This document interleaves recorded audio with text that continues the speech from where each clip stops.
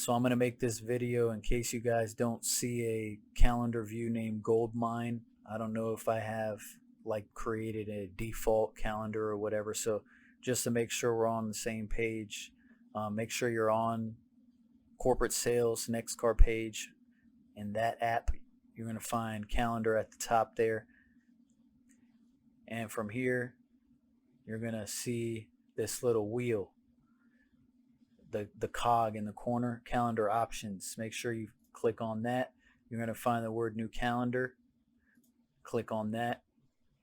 And over here, you're going to do the drop box and you're going to find the word task. We're going to make a task calendar. So click next. Over here, we'll call it Goldmine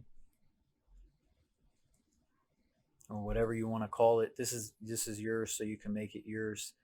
Over here, you're going to click on the drop box for field for start, and you're going to find the word due by. Don't do due date only, do due by, date and time. Click on that.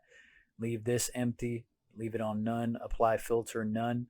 You're going to go to field name to display. Click on the drop box and find the word subject. So whatever we type in the subject line of our task is going to show here.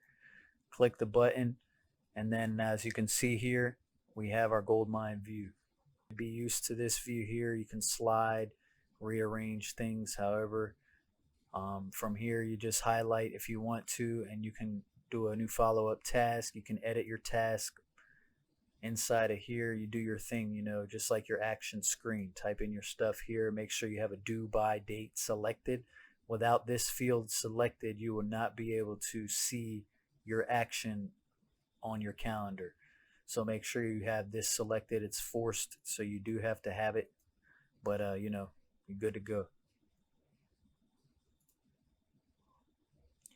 And that's it. Creating the calendar is the easy part. All the fun stuff was behind the scenes. But have fun. Hope this actually makes things better for you guys and make it a little more comfortable for you to start transitioning over.